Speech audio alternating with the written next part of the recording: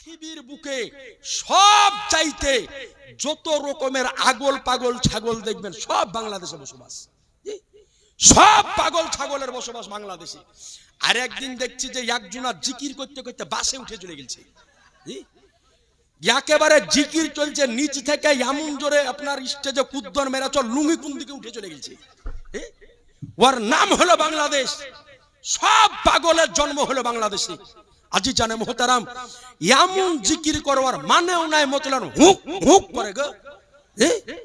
ওর জিকিরের আগাও নাই পাছাও নাই, ওর নাম হলো বাংলাদেশ। তো যত রকমের উল্টা পাল্টা ফতুয়া ডেলিভারি হয় এই বাংলাদেশ থেকে। কয়েকদিন আগে এই কুরবানির ঈদের সময়তে বাংলাদেশের এক মৌলবি আহমদুল্লাহকে প্রশ্ন করেছে যে গরু ছাগলের অন্ডকোষ খাওয়া জায়েজ না না জায়েজ। তখন চট করে আজকে গরু ছাগলের অন্ডকোষ বুঝেন তো, গরু ছাগলের অন্ডকোষ, সুবহানাল্লাহ। তো গরু ছাগলের অন্ডকোষ খাওয়া জায়েজ না না জায়েজ। তো তুই যদি না জানিস তো বলবি যে আমি জানি না। তো বলছে আপনার যদি রুচে তো আপনি ওটাও খেয়ে নিন। কে দিলে? আচ্ছা, একজন ভাই 2000 টাকা দিয়েছে। নারায়ে তাকবীর, নারায়ে সালাত, মাসলাক আলা হযরত। 2000 টাকা দাদা বলেন মারহাবা। তো দেখেন, এই গরু ছাগলের বিছি অন্ডকোষ শালা সাঁওতাল গেলাও খাই না। আপনারা গরুর মাংস খান, কোনোদিন গরুর ওই জিনিস খাইয়াছে? হ্যাঁ, বলছে যে যদি মন করে তো ওটা আপনি খাইলেন। আপনি চিন্তা করেছেন? হ্যাঁ, খবরদার ওদের সাথে বেশি সম্পর্ক রাখিয়েন না, কবে কালো আড়ে আর বিচি ভাজি করে খাইয়ে দিবে, টেরও পাবেন না। জি, একটা মানুষের রুচ অরুচ বলে তো জিনিস আছে। হ্যাঁ, সাঁওতাল গেলা তো খাই না।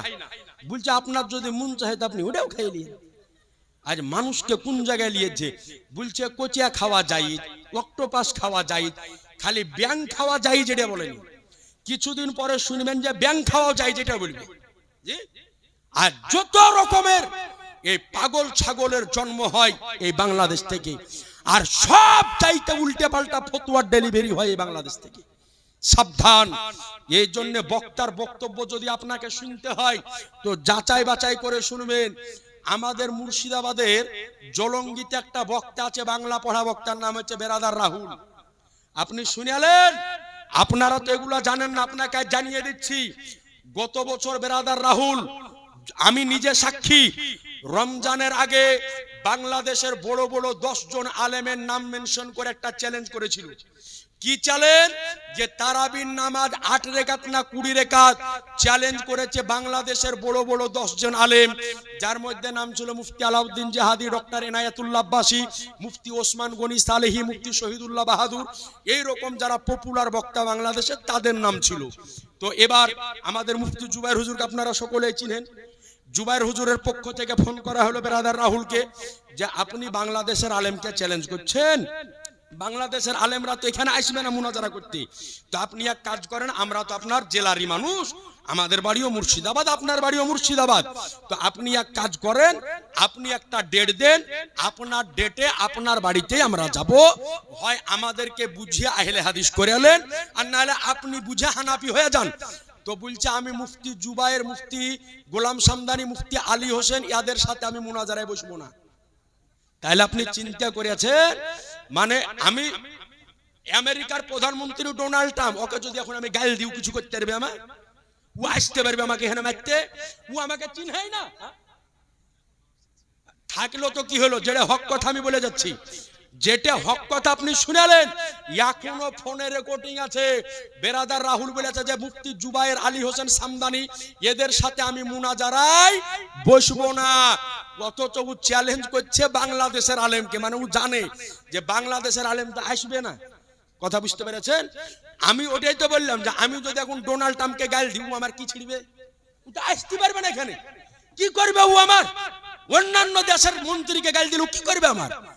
তো গাল দিয়ে দেখ নরেন্দ্র মোদীকে, যদি তোমাকে ঠুকিয়া না দেয়, মমতা ব্যানার্জিকে গাল দাও, তোমাকে ঠুকিয়া যদি না দেয়, তোমার গায়ের যে এমএলএ এমপি আছে গাল দাও, তোমাকে যদি 14 শিকের ভিতরে না ভরে দেয়, তো ওই রকম তো বললাম যে আপনি একটা ডেট দেন, পুলিশ প্রশাসন লাগবে না, আপনারই ডেট, আপনারই বাড়ি, আপনার বাড়িতে আমরা যাব। আপনি ফেসবুকে ইউটিউবে বিভ্রান্তি করছেন, আমরা যদি ভুল পথে থাকি তো ভাই কেন থাকবো ভুল পথে নাকি?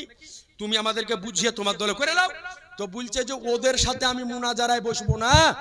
তাহলে চিন্তা করেন, তাহলে ওর ভিতরে ভয় কিছু না কিছু আছে, ও কেন বসলো না? হ্যাঁ, এটা সাক্ষী আমি নিজে আছি। আজি জানে মোহতারাম বেরাদারেন ইসলাম। তো এই বাংলা পড়া আলেম, আপনি এই বাংলা পড়া আলেম থেকে সাবধান থাকিয়েন, আপনার ইমানকে বরবাদ করে দিয়ে চলে যাবে, আপনি নিজেও বুঝতে পারবেন না। আপনি জানেন না আপনার এই তারকপুর গ্রাম, আমি মাওলানা ওমর ফারুকের মুখে শুনেছি, শিক্ষিত গ্রাম। আপনি বলেন একটা ছেলে যদি এমবিবিএস ডাক্তার হয়, কমবে 16 থেকে 18 বছর লেখাপড়া করতে লাগে লাই ভাই। এরপরে এমবিবিএস স্পেশালিস্ট ডাক্তার হয়, আর ও মানুষের ইমানের স্পেশালিস্ট ডাক্তার হবে। ও কম্পিউটার ঘাটিয়ে, ল্যাপটপ ঘাটিয়ে, কিছু আড়া চামড়া ছিলে পড়তে হয়। মাদ্রাসায় পড়া চারটে খানিক ব্যাপার নয়, যারা পড়ে তারা জানে। আপনার নিকটে আরজ করি, আর ও ল্যাপটপ মোবাইলে খেলা করে ও সাজিয়েছে মুজতাহিদ, বিরাট বড় ছেলে পিলেদের আইডল, আইকন। আরে ভাই তোর শায়েখ, তোর যা আইডল, তো সূরা ফাতিহাটা পড়তে জানে না, ওর সূরা ফাতিহাতে 18টা ভুল হয়। আপনার নিকটে আরজ করব যে সাবধান, না তা আপনার ইমানের 12টা বাজিয়ে দিয়ে চলে যাবে, আপনি নিজেও বুঝতে পারবেন না। এই জন্য বক্তব্য শুনতে গেলে সঠিক বক্তব্য শুনতে হবে।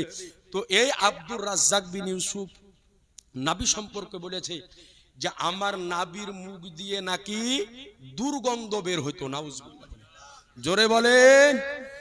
বলে আপনি একজন নাবির আশিক হয়ে এই কথা আপনি মেনে নিতে পারবেন? মানা যাবে? আজি জানে মুহতারাম, হাদিস শরীফের মধ্যে বর্ণিত হয়েছে, আমার নবী যখন কথা বলতেন, আমার নবী মুস্তাফার আজকে মুখ মুবারক দিয়ে দুর্গন্ধ নয়, সুগন্ধ এবং নূর বের হতো। মুসলমান, জোরে বলেন। আজ আমি আপনার নিকটে বলি, আমার আপনার মুখ থেকে থুতু বের হলে এটা হয় ঘৃণিত, এটা হয় নোংরা, এটাতে অসুখ ছড়ায়। আর নবী মুস্তাফার থুতু মুবারক দিয়ে মানুষের অসুখ ভালো হতো। সাহাবায়ে কেরাম হাত পেতে থাকতেন, নবী মুস্তাফা থুতু মুবারক যখন ফেলতেন, সাহাবায়ে কেরাম নিয়ে ওটা সারা শরীরে মেখে নিতেন। জোরে বলবেন না সুবহানাল্লাহ। আর আজ ওই রকম লোকে বলে নবী আমাদের মতো মানুষ, যার থুতুকে নিজের বাড়িয়ালি পর্যন্ত ঘৃণা করে। আপনাকে বলি, ধরেন এই ঠান্ডার দিন দুপুর বেলাতেই আপনার স্ত্রী একেবারে গরুর মাংসর লম্বা লম্বা চাল দিয়ে ধামাকা করে বিরিয়ানি বানাইলো, একেবারে সুপার করে, আর বাড়িতে একবারে শসা, টমেটো আর গাজর আর পেঁয়াজ দিয়ে হাই করে একবারে আপনার স্যালাড বানাইলো। আপনি মসজিদ থেকে জোহরের 4 রাকাত নামাজ পড়ে বাড়ি গেলেন, যাওয়ার পর আপনার স্ত্রী একেবারে 2 প্লেটে 2 থালি বিরিয়ানি খুলেছে আর স্যালাড নিয়ে এসেছে। তো আপনার স্ত্রীকে আপনি বললেন, শুন রে, তোকে তো আমি জান প্রাণ মন দিয়ে ভালোবাসি, তুই আমাকে ভালোবাসি, একটা প্লেট দূরে হটা আর একটা প্লেট সামনে রাখ। আপনার স্ত্রীর সামনে ওই 1 প্লেট বিরিয়ানিতে এতখানি থুতু বাইর করে ফেলে দিয়ে ভালো করে মেখে বললেন যে তুই তো আমার জান প্রাণ সোনা ময়না পাখি, তো এই থুতু মাখানে বিরিয়ানিটা খাইয়ালে তো ও খাবে? বলবে মিনসে তোকে ঝাঁটা মেরে তাড়িব, তাও ভালো, এই বিরিয়ানি আমি খাবো না। বলবে না? বলবে না? তো আমাদের বাড়িওয়ালি, যার বাড়িওয়ালি আরে থুতুকে দেখে ঘৃণা করে নিজের মুখে স্বামীর, ওই রকম লোকে বলে যে নবী আমাদের মতোই মানুষ। নাউজুবিল্লাহ বলে। আছি জানে মোহতারাম, তো আপনাদের নিকটে আরজ করি, তো নবী আমার আঙ্গুল চালাতে ছিলেন, আকাশের মেঘ চলতেছিল, তাহলে বোঝা গেল যে নবী মুস্তাফার আঙ্গুলকে আল্লাহ এই রকম করেছিলেন যে নবীর আঙ্গুলের ইশারায় আসমানের চন্দ্র দুটুকরা হতে পারে, নবী মুস্তাফার আঙ্গুলের ইশারায় আকাশের মেঘ ঘোরা ফেরা করতে পারে। একটু জোরে বলেন সুবহানাল্লাহ, আর একটু জোরে বলেন সুবহানাল্লাহ। এ আজিজানে মুহতারাম বিরাদারানে ইসলাম, তো আপনাদের নিকটে আরজ করব, এই নবী সম্পর্কে সঠিক ধারণা আমাকে আপনাকে করতে হবে। আর বেশি লম্বা চওড়া করব না, আর মাত্র একটি হাদিস শরীফ আপনাকে শোনাবো। যে আজ আমরা বর্তমান সময় মানুষকে মাটি দেওয়ার পরে, মুর্দাকে দাফন করার পরে দোয়া করি না? করি না? আপনাদের গ্রামে হয়? মানুষকে দাফন করে দেওয়ার পরে দোয়া হয়, দোয়া করি আমরা। কিন্তু এক শ্রেণীর লোককে আমরা দেখি, যে ওরা মানুষকে মাটি দেওয়ার পরে পিছুড়াতে হাত মুছতে মুছতে বাড়ি চলে আসে, আসে না আসে না? বলে এ তো মরে গেল, এর লাগে আর কি করবো, ওর লাগে দোয়া করার দরকার নাই। আজিজানে মুহতারাম ব্রাদারান ইসলাম, আজ তাদেরই অ্যাপস থেকে, তাদেরই কিতাব থেকে, তাদেরই আজকে অ্যাপস থেকে আপনাকে প্রমাণটা দিব যে নবী আমার দোয়া করার অনুমতি দিয়েছেন না দেননি ইনশাআল্লাহ তাআলা। তার পূর্বে সকলে একটু দরুদ পড়ুন, আল্লাহুম্মা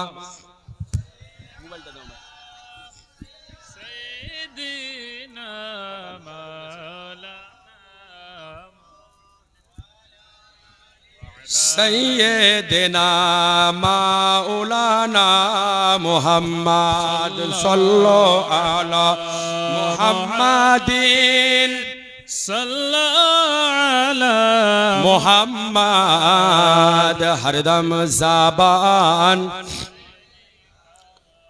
পাক নামে মুহাম্মদ সাল্লাল্লাহু আলাইহি সাল্লাম। তো এইবার দেখেন, মানুষকে আজ থেকে 10 বছর 15 বছর আগে তারাও কিন্তু দোয়া করেছে, 20 বছর আগে তারাও দোয়া করেছে। আমি কালিয়াচকে যেই গ্রামে থাকি, ওই গ্রামে 150 থেকে 200 ঘর ওহাবি আহলুল হাদিসদের বসবাস। তারা আমাকে নিজে বলে যে মুফতি সাহেব, আজ থেকে 10 বছর আগে আমরাও দোয়া করেছি, আমাদের বাপ দাদারাও করেছে, এ নতুন করে তা দোয়া করাকে বন্ধ করে দিলে, এই নতুন করে বন্ধ করলে, তাহলে নতুন করে আমলকে তারা বন্ধ করছে। আজ মানুষকে তারা আমল থেকে কিভাবে দূরে রাখছে একটু আপনার নিকটে বলি। আজিজানে মুহতারাম বিরাদারান ইসলাম, যেমন ওই গল্প শুনেছিলেন না যে আপনার পায়জামা কাটতে কাটতে আন্ডারপ্যান্ট বানিয়ে ফেলেছিল, তো আজ এরা ইবাদতকে কাটতে কাটতে আন্ডারপ্যান্ট বানিয়ে ফেলেছে। জি, তারাবি কাটিয়ে বলছে যে 8 রাকাত পড়ার দরকার নাই, সুন্নাত নামাজ উঠিয়ে দিয়েছে, নফল উঠিয়ে দিয়েছে, দোয়া উঠিয়ে দিয়েছে। কদিন পরে বলবে যে নামাজই লাগবে না, খালি এগুলা করো, তাহলে বেদাত করো, তোমার কাজ হয়ে যাবে। আপনার নিকটে আরজ করি, এই রকম ভাইরাস দল থেকে দূরে থাকবেন, এই রকম ভাইরাস দল থেকে নিজেকে সংযত করবেন, এই রকম ভাইরাস দল থেকে নিজেকে দূরে রাখবেন। তা না হলে আপনার হাল হকিকত, আপনার ইমান আমানকে সম্পূর্ণ কমপ্লিট করে দিয়ে আপনাকে দুনিয়ার বুক থেকে বেঈমান বানিয়ে পাঠাবে। আপনার যদি আজকে মন যদি চাহে যাচাই বাছাই করে বক্তব্য শুনবেন, তো আপনাদের নিকটে আরজ করব, আর একটি মাত্র হাদিস শরীফ আপনাকে শোনাবো যে আজকে আজিজানে মুহতারাম বিরাদারান ইসলাম, যে মুর্দাকে মাটি দেওয়ার পরে দোয়া করা জায়েজ আছে না নাই, আমার নবী করার হুকুম দিয়েছেন না দেননি? শুনবেন না শুনবেন না? এই জোরে বলেন, দলিলটা বলবো, ভালো করে মনে রাখবেন। তো আজিজানে মুহতারাম, হাদিস শরীফটা আপনার নিকটে আরজ করব, হাদিস শরীফটা আপনার নিকটে শোনাবো।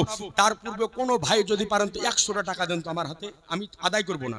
কারো পকেটে যদি থাকে 100 টাকা, কোনো ভাই আমার একটু চট করে দেন তো, 100 টাকা, বেশি লয়, একটু দেন। হাদিস শরীফটা একটু শোনাবো, 100 টাকা, যে কোনো ভাই আমার একটু চট করে 100 টাকা একটু চট করে দেন, দেরি করিয়েন না। সুবহানাল্লাহ, আপনাদেরই মাদ্রাসার জন্য আলহামদুলিল্লাহ। 500 দিলেন, সুবহানাল্লাহ। নাম কি আপনার? হ্যাঁ, তোমার ভাই? সুবহানাল্লাহ, আপন ভাই? আরে আমাদের আপনাদের মাওলানা ওমর ফারুক নকশবন্দি, সুবহানাল্লাহি ওয়া বিহামদিহি। আর একজন ভাই আমার দিয়েছে 100 টাকা, তিনার ভাই জাহাঙ্গীর দিয়েছে 500 টাকা, আর 100 টাকা, 600 টাকা। আর কোন একজন ভাই আমার 100 টাকা, মেয়ে ছেলে গেল আছে না, পালিয়ে গেছে গো। এ দেখেন আমার এই বাপজি দিয়েছে 500 টাকা। নাম কি? আচ্ছা, তুহুর, সুবহানাল্লাহ, নারায়ে তাকবীর, নারায়ে রিসালাত, মাসলাক আলা হযরত। 500 টাকা, 100 টাকা দাতাগণ মারহাবা। মেয়ে ছেলে গেল মনে পালিয়ে গেছে নাকি? আছে? এই বিটি ছেলে গেল 100 টাকা দাও তো কোনো মা আমার, সুবহানাল্লাহ। কোন মা আমার 100 টাকা আঁচলে বাঁধা থাকলে দিয়েন তো, সুবহানাল্লাহ। 100 টাকা চাইছি, সুবহানাল্লাহ ওয়া বিহামদিহি। মাওলানা ওমর ফারুক সাহেবের ভাইজান দিয়েছে 600 টাকা, আল্লাহ যেন তার জ্ঞানকে কবুল করে। আর একজন ভাই এদিক থেকে এনে দিয়েছে 400 টাকা, আল্লাহ যেন তাও কবুল করে, আলহামদুলিল্লাহ। কোন বিটি ছেলে 100 টাকা দিয়ে পাঠান তো, কোন মা আমার। কোন বিটি ছেলে যদি আপনার আঁচলে বাঁধা থাকে তো 100 টাকা দিয়ে পাঠান, সুবহানাল্লাহ, আল্লাহ পাক আপনার দানকে কবুল করবে। মাওলানা ওবায়দুল ইসলাম অনেক মশলা মাসাইল আপনাদেরকে বলে গেলেন যে আপনার স্বামীর জন্য সাজবেন, স্বামীর জন্য কুজবেন, স্বামীর জন্য সবকিছু করবেন, সুবহানাল্লাহ। আমি একটা স্পষ্ট আকারে একটা স্পেশাল মশলা মা বোনদের জন্য ইনশাআল্লাহ তাআলা বলে দিব। একজন মা আমার 100 টাকা, এই একজন ভাই আমার গেলছে 100 টাকা দিয়ে পাঠান, সুবহানাল্লাহ, ইনশাআল্লাহ তাআলা। হাদিস শরীফটি আপনাকে শোনাবো যে মানুষকে তারা গুমরা করে কি করে, মুখে বলে এক কথার কাজে করে আর এক কথা, জানেন? জি, এদের কাজে আর কথায় মিল নাই। এই জন্য একজন মৌলভী সাহেব বলেছিল যে মক্কা শরীফে একটা লোক হজে গেছে, যাওয়ার পরে কাবা শরীফের গেলাপ ধরে খুব কাঁদছে যে আল্লাহ, এই কাবা শরীফে এসেছি, আমি আর এই কাবা থেকে ফেরত যাবো না, তুমি আমার এখানে মৌত নিয়ে এলাও। একটা মৌলভী সাহেবের সাথে দেখা যায়, কি ব্যাপার ভাই, কাঁদছেন কেন? তো বলছে আমি এই কাবা শরীফের কাছে দোয়া চাইলাম, আল্লাহ জানে কাবার ঘরের কাছে আমার মৌতটা নিয়ে এলাই, এখানেই যেন আমার মৌত হয়ে যায়। তো ওকে মৌলভী সাহেব ভালো করে বুঝাইছে, বুঝানোর পরে ঘরে নিয়ে গেছে, নিয়ে যাওয়ার পরে খাওয়া দাওয়া করাইছে। খাওয়া দাওয়া করানোর পরে বাইরে তাকিয়ে দেখছে তো বিশাল আকারে সাইক্লোন ঝড় একবারে। তখন ওই বুড়িয়াকে মৌলভী সাহেব বলছে আপনি দোয়া করে নেন আল্লাহর কাছে, আপনি মরবেন, এই দেখেন ঝড় আরম্ভ হয়েছে, আপনি মরার লেগে রেডি হন, ঝড় উঠে গেছে, আপনি এবার মরবেন। তখন বলছে ভাই আমি দোয়া এই বছরের লেগে করিনি, সামনে বছর যদি হজে আসি তাহলে তখন মরবো। মানে বাইরে ঝড় দেখুন নিয়ত পাল্টেছে।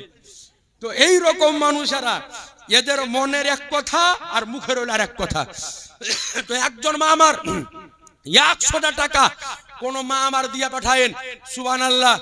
আজকে বিটি ছেলে শালা বিউটি পার্লারে যাওয়ার পরে একই দিনে 5,000 6,000 টাকা দিয়েছে। এদিকের বিটি ছেলে দেয় না, এই গায়ের বিটি ছেলে ভালো, অন্যান্য কালিয়াচকের বিটি ছেলে তো খুব দেয়, এই গায়ের বিটি ছেলে দুর্নাম করবো না জি। আরেকদিন একটা বিটি ছেলেকে দেখছি চুলের ডিজাইন গো, বেটা ছেলের তো চুলের ডিজাইন আছে আছে, এদিকে কাটিং আর এদিকে কাটিং। একটা বিটি ছেলের চুলের ডিজাইন দেখছি তোর এখান থেকে আমার গ্রামে, এদিক ছোট আর সামনে এদিক দিয়ে 5-7টা, এদিক দিয়ে 5-7টা ঝুলছে। আমি বলছি হ্যাঁ রে তোর ইয়া বা কি চুল কাটিং? তো বলছে আপনি মৌলবী মানুষ ওগুলা বুঝেন না, এটার নাম হলো ববি কাট। কে দিলে? তুমি দিলে? এই জোয়ান চেংড়া দিয়েছে 100 টাকা, আল্লাহ যেন কবুল করে, ধরো ওমর ফারুক, সুবহানাল্লাহ।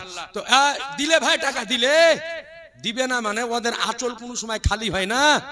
বাড়ির মিনি ব্যাংক তো হচ্ছে ওরাই, নাকি বলছেন? স্বামীকে টাকা খরচ করতে হলে ওর অনুমতি লাগে, বিটি ছেলে অনেক বাড়িতে আছে না, সুবহানাল্লাহ। দিলে দিয়েছে, সুবহানাল্লাহ, বিটি ছেলে ভালোই দিয়েছে, দেন আলহামদুলিল্লাহ, সুবহানাল্লাহ, সুবহানাল্লাহি ওয়া বিহামদিহি। আল্লাহ পাক যেন কবুল করে। 500 দিয়েছে, 150 করে দিয়েছে, আল্লাহ যেন কবুল করে। তো সুবহানাল্লাহ। আপনাদের গ্রামের মাদ্রাসা, মাদ্রাসার কদর করবেন।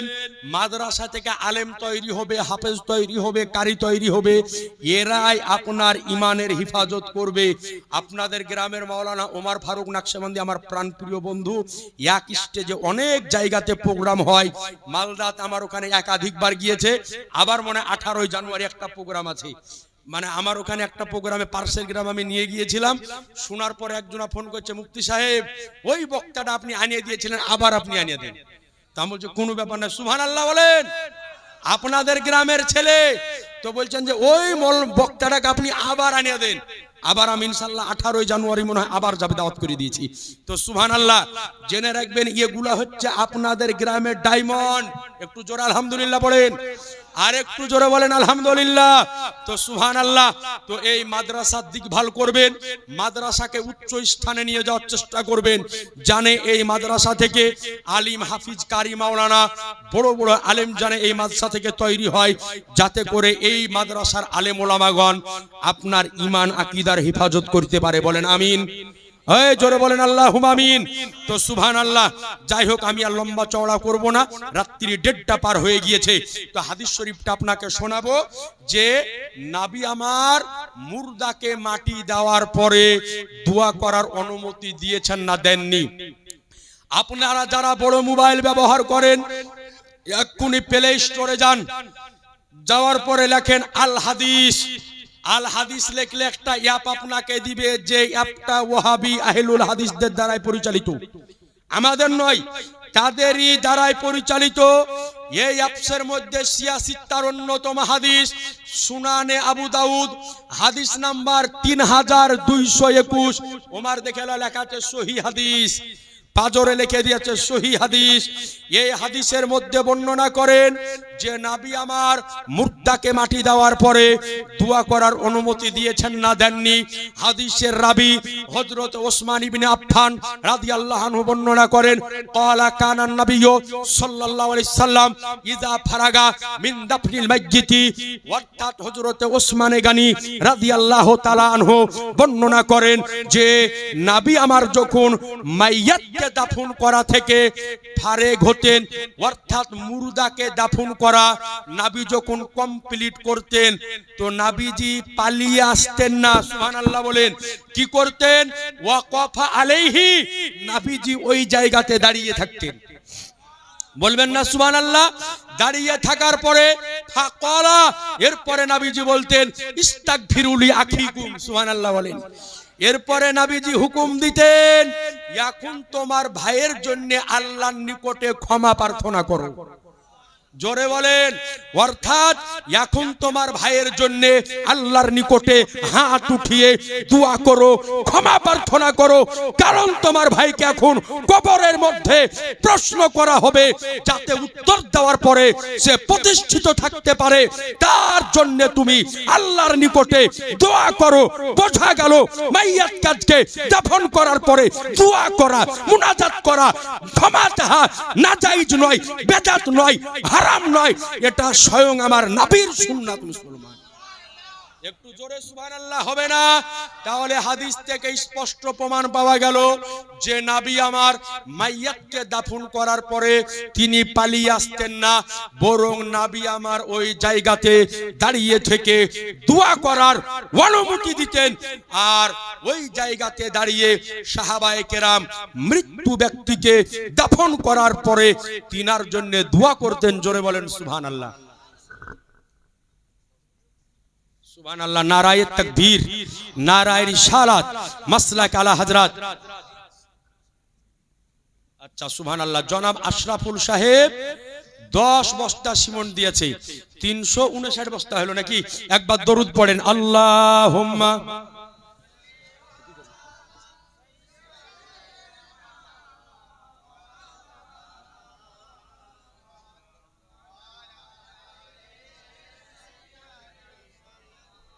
মাওলানা মুহাম্মদ আল্লাহুম্মা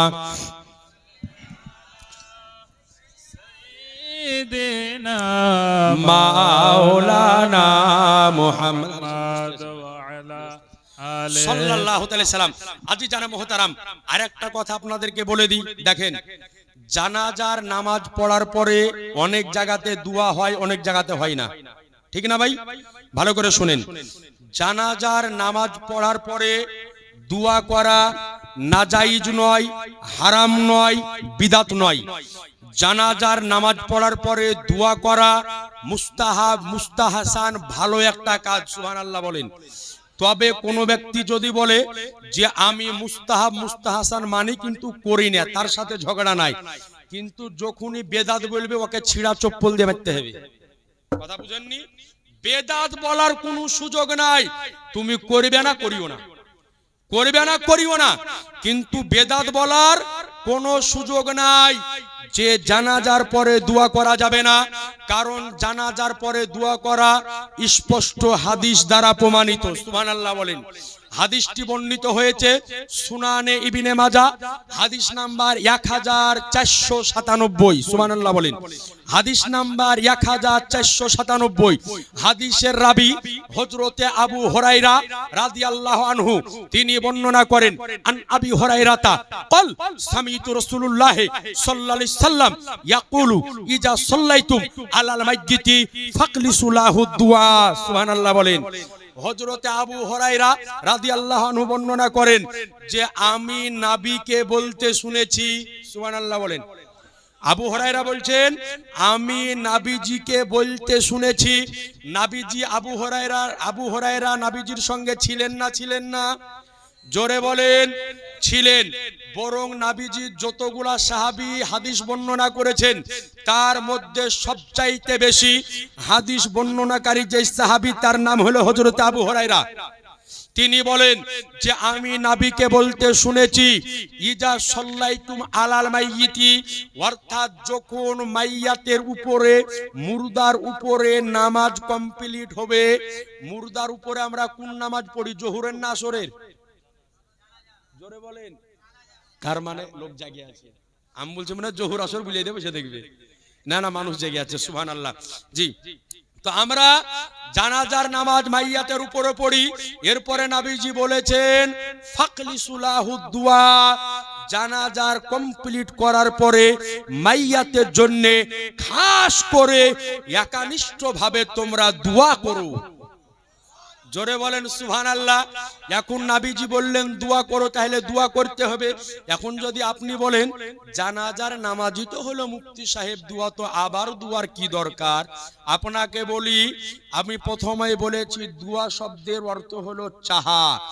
আপনাদের এখানে একটা মোড় আছে, নাম হচ্ছে কদবেলতলা, আমি জমিন দিলাম। কদবেলতলাতে আপনাদের তারাকপুরের একটা লোক দাঁড়িয়ে আছে সাইকেল নিয়ে, ধরুন কথার কথা। একজন ভিক্ষুক আসার পরে বলল, ভাই আমি 3 দিন ধরে কিছু খাইনি, কিছু টাকা দেন খাবো। আপনার পকেট থেকে 20 টাকা বের করে দিবেন, লে ভাই খাগা।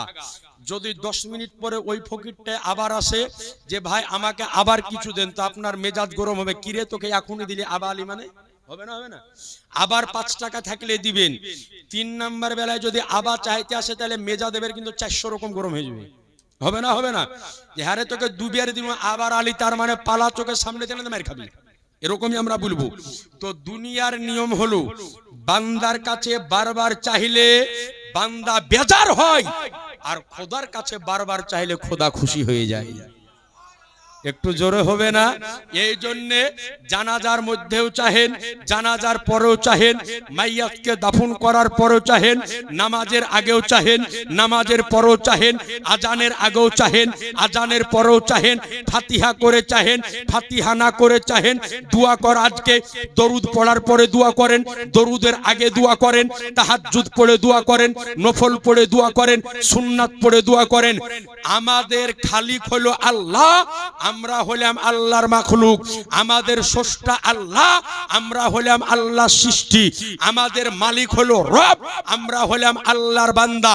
অর্থাৎ আমাদের রব হলো আল্লাহ, আমাদের মালিক হলো আল্লাহ। তো ওই আল্লাহর কাছে বারবার চাইতে কোনো লজ্জা শরম আছে? এই একসাথে বলেন, কোনো লজ্জা শরম নাই। এখন কেউ যদি বলে যে বারবার দোয়া করা যায় না, তো ওর আল্লাহর কাছে চাইতে শরম আছে, চাহে না।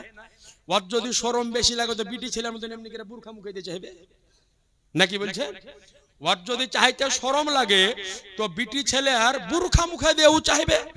আপনি দেখে রাখবেন, আমাদের সুন্নি আলেমরা ওয়াজ করে তো মাথায় পাগড়ি পিনে। দেখেন মাওলানা ওমর ফারুক পাগড়ি পরে বসে আছে, চেহারা চমকাছে। আপনাকে আরেকটা কথা বলে রাখি, সুন্নি আলেমদের তো আলেমদের সাধারণ মানুষের চেহারা গেলা দেখেন তো মনে হচ্ছে চেহারাতে নূর চমকাছে, আর ওর চেহারা দেখবেন তো মনে হয় যে কালো কুকুরে পেশাব করে দিয়েছে। জি, ওর চেহারা দেখে মনে হয় যে হেলা নমরুদ ফেরাউন। আর সুন্নি জনতার চেহারা দেখবেন তো চেহারাতে নূর ডগমগ ডগমগ করছে, চেহারা চমক মারছে। আর ওর চেহারা দেখবেন তো মনে হবে যে নমরুদের খেলায় তো ভাই বসে আছে স্টেজের উপর। জি, মানে ওর কথাও নাই আর ওর চেহারারও মূল্য নাই। তো এইবার ওরা পাগড়ি পরে না, কি করে? এই রকম একটা চোকা মতন রুমাল পিঁধে স্টেজের উপর আছে। এদেরকে আমরা নাম দিয়েছি ঘোমটা বাবা। এই ঘোমটাটা কোথা থেকে সৃষ্টি হলো আপনাকে বলে দিই, কেতাবের নামও বলে দিব। যে ঘোমটাটা সৃষ্টি কোথায় হলো এটা বলার পর আমার শেষ করব, ঠিক আছে? এই কথাটা আমার মনে চলে এলো। তো এরা পাগড়ি পিঁধে না, এরা খালি এমনি করে ঘুমটা দেয়। ঘুমটা দেওয়ার পরে বক্তব্য দেয়। দেখবেন পাগড়ি ওর মাথায় থাকে না, ও পাগড়ি পরে না। বলে পাগড়ি আমাদেরকে বলে যে 22 হাত পাগড়ি পরে। ও বেটা, পাগড়িটা এমনি হয়নি। 10 বছর 14 বছর মাদ্রাসায় পড়েছি, তারপরে পাগড়ির যোগ্যতা হাসিল করে পাগড়ি পেয়েছি। আর তুমি তো মাদ্রাসার গেটও কোনোদিন দেখোনি, তো তুমি পাগড়ি পাবা কোথায়? হ্যাঁ, আর আমরা 12 বছর 14 বছর পড়ে পাগড়ি হাসিল করেছি, আর ও মাদ্রাসার গেটও কোনোদিন দেখেনি, তো পাগড়ি পাবে কোথায়? তো এই রকম একটা ঘুমটা চোকা মতন টুপি থাকে, আর ঘুমটা দেওয়ার পর এমনি করে বসে। ওকে দেখে মনে হয় যে আগুন মেশে বহু লোককে মুখ দেখাবে না। জি, তো এই ঘোমটাটা এলো কোথা থেকে আপনাকে একটু বলে দিই। যেই দিন নবীকে আমার মক্কা থেকে কাফেরেরা মদিনাতে পাঠানোর জন্য আল্লাহর হুকুমে যেই দিন নবী আমার হিজরত করবেন, তো হিজরত করার রাত্রিতে কাফেরেরা একটা মিটিং করেছিল। কি মিটিং?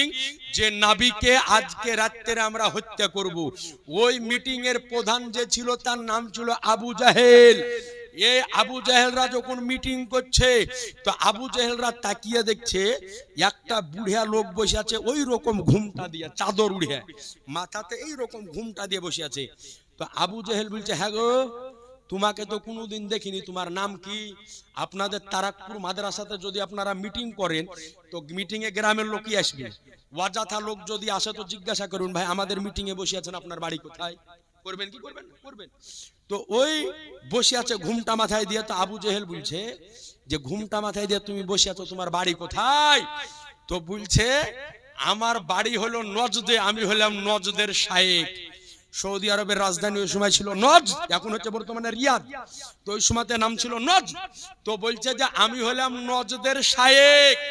কেতাবের মধ্যে লিখতেছে হুজুর আব্দুল মুস্তাফা আজমি রহমাতুল্লাহ আলাই সিরাতে মুস্তাফার মধ্যে যে বলে চলো ঘুমটা মাথায় দিয়ে আমি নজদের শায়েখ, ও ছিল আসলে আজাজিল শয়তান। অর্থাৎ প্রথম ঘুমটা মাথায় দিয়ে বসেছিল, ওর নাম হচ্ছে আজাজিল শয়তান, ওই মাজমুয়াতে বসেছিল। আর ওদেরই খালায় তো চাষতো ভাই গেল, এখন ওই ঘুমটা দিচ্ছে যে বসে থাকে। কথা বুঝে গেছেন? তো এটাই সিরাতে মুস্তাফার মধ্যে আব্দুল মুস্তাফা আজমি রহমাতুল্লাহ আলাইহি এটাই লিখেছেন। তো আপনাদের নিকটে আরজ করব যে আজ এই রকম ঘোমটা মার্কা শায়েখ থেকে দূরে থাকবেন, ঘোমটা মার্কা আলেম থেকে দূরে থাকবেন। আর একটা কথা আপনাদেরকে বলে দিই যে এই যে আমরা নাবির শুনে এমনি করে নাম শুনে চুমা দিই না নবীর নাম শুনে চুমা দিই। তো একজনাকে দেখলাম, এই মুমতাজুলকে দেখলাম, ইয়াসিনকেও দেখলাম, যে এই নাম শুনে চুমা দেওয়াটাকে কেন্দ্র করে এমনি এমনি এমনি এমনি করে দেখাচ্ছে, মানে আমরা চুমা দিয়ে আমাদেরকে ব্যঙ্গ করছে। তো একটা কথা হলো যে যদি এটা লয় যে আমি হাদিসে পাইনি, তার মানে হাদিসে নয় এটা নয়, হতে পারে আমি পাইনি কিন্তু আমার চাইতে যে বড় আলেম সে পেয়েছে। কথা বুঝেননি? আমি পাইনি কিন্তু আমার চাইতে যে বড় আলেম সে পেয়েছে। দেখা গেল বহরমপুর মেডিকেলে একটা রোগের চিকিৎসা হলো না, তাই বলে কি বহরমপুরের ডাক্তারে বলবে যে এই রোগের চিকিৎসা কোনো ডাক্তারে করতে পারবে না? ওকে বললে তখন জুতিয়ে দিয়ে মারবে যে তোর চাইতে বড় ডাক্তার আছে আজকে বেঙ্গালোরে, তোর চাইতে বড় ডাক্তার কলকাতায়, একাধিক জায়গায় তোর চাইতে বড় বড় ডাক্তার। তো এখন বিষয় হলো যদি বলে যে আমি হাদিসে পাইনি, তো এটা মানিয়ে লওয়া যায় যে আমি পাইনি, কিন্তু ভাই তোর চাইতে যে বড় সে তো পেয়েছে। তো নাবির নাম শুনে চুমা দেওয়াকে কেন্দ্র করে অনেক ফতুয়াবাজি করে, বেদাত বেদাত বেদাত বেদাত। ওরে ভাই খানিক তো দাঁত, খালি বেদাত বেদাত করিস না। তো বেদাত লয়, নাবির নাম শুনে চুমা দেওয়া এটা নিঃসন্দেহে জায়েজ। বলেন সুবহানাল্লাহ, জোরে বলেন। কোন কিতাবে আছে? আজ থেকে 1200 বছর পূর্বের কিতাব হিলিয়াতুল আউলিয়া, তার প্রথম খণ্ডের 33 পেজের মধ্যে একজন ব্যক্তি সম্পর্কে লেখা হয়েছে যে হযরতে মুসা নবীর যুগে একজন ব্যক্তি ছিল যে 200 বছর বেঁচে ছিল, কোনো ইবাদত করেছিল না। তার ইন্তেকাল যখন হলো, তাকে মানুষে যখন আজকে রাস্তাতে যেখানে কাচড়া ফেলা হয় ফেলে দিল, আল্লাহ মুসা নবীর উপরে ওহী নাজিল করলো যে একে উঠিয়ে নিয়ে একে দাফন করো, গোসল দাও, কাফন দাও। তো আল্লাহকে মুসা নবী বলল যে আল্লাহ, এই ব্যক্তি 200 বছর বেঁচে ছিল, এই জীবনে কোনোদিন ইবাদত করেনি, নামাজ পড়েনি, সিজদা করেনি। তা আল্লাহ বললেন মুসা, ওটা তোমার চাইতে আমি বেশি জানি, ও কোনোদিন ইবাদত করেনি, কিন্তু ওর একটা ভালো দিক ছিল যে যখনই আমার নাবির নাম তাওরাতের মধ্যে পড়তো, তখন নাবির নাম শুনে চুমা খেয়ে চোখে লাগাতো। জোরে বলেন, চোখে লাগাতো। আর এই আমলটা আমার কাছে পছন্দ হয়ে গিয়েছে, এই জন্য আমি আল্লাহ তার 200 বছরের গুনাহকে মাফ করে দিয়েছি। হিলিয়াতুল আউলিয়া প্রথম খণ্ড 33 পৃষ্ঠা, আজ থেকে 1200 বছর আগের কিতাব, ওই কিতাবে এই দলিলটা দেওয়া আছে। এরপরে আল্লামা শাখাবি রহমাতুল্লাহ আলাইহি মাকাসিদুল হাসানার মধ্যে একাধিক দলিল দ্বারা প্রমাণ করেছে যে নাবির নাম শুনে চুমা দেওয়া জায়েজ। এরপরে সবচাইতে আরেকটা কিতাব যেটাকে বলা হয় তাফসিরে জালালাইন, সূরা আহজাবের 56 নম্বর আয়াতের ব্যাখ্যার পাশে টিকাতে লেখা আছে যে নবীজির নাম শুনে চুমা দেওয়া মুস্তাহাব, মুস্তাহসান, জায়েজ জায়েজ জায়েজ লেখা আছে। এবার আপনি বলেন দলিল আপনার সামনে। এখন যদি কোনো ব্যক্তি বলে বেদাত বেদাত বেদাত, তো তাহলে আগে ওর দাঁত গেলা দেখবেন, যে দাঁত আছে না দাঁতে নেই। জি, খালি বেদাত বেদাত করলে তো হবে না, আগে কেতাবে দলিল আছে না ওটা দেখতে হবে। সুতরাং আপনাদের নিকটে আবেদন, এ নবীকে ভালোবাসুন, নবীর প্রতি প্রেম করুন, নবীর প্রতি ভালোবাসুন। সুবহানাল্লাহি ওয়া বিহামদিহি। তো আজিজানা মুহতারাম আয়াত তেলাওয়াত করেছিলাম, ক্বালা রাব্বুকুম উদউনি আস্তাজিব লাকুম। আল্লাহ বলেন যে তোমরা আমার নিকটে দোয়া করো, আমি তোমাদের দোয়াকে কবুল ও মঞ্জুর করি। আল্লাহ পাক যেন আমাকে আপনাকে সকলকে আহলে সুন্নাতুল জামাতের উপরে কায়েম ও দায়েম থাকার তৌফিক দান করে। জোরে বলি আমিন। ওয়া আখিরি দাওয়ানা আনিল হামদুলিল্লাহি রাব্বিল আলামিন। হায়াত বাকি তো মুলাকাত বাকি। হাদিস কোরআন আলোচনায় যদি কোনো ভুল ত্রুটি হয় আমি আল্লাহর নিকটে ক্ষমা চাইতেছি। সকলে পড়ি আস্তাগফিরুল্লাহ রাব্বি মিন কুল্লি জামবি ওয়া তুবু ইলাইহি ওয়ালা হাওলা ওয়ালা কুওয়াতা ইল্লা বিল্লাহিল আলিয়্যিল আযীম। লা ইলাহা ইল্লাল্লাহ মুহাম্মাদুর রাসূলুল্লাহ সাল্লাল্লাহু তাআলা আলাইহি ওয়াসাল্লাম।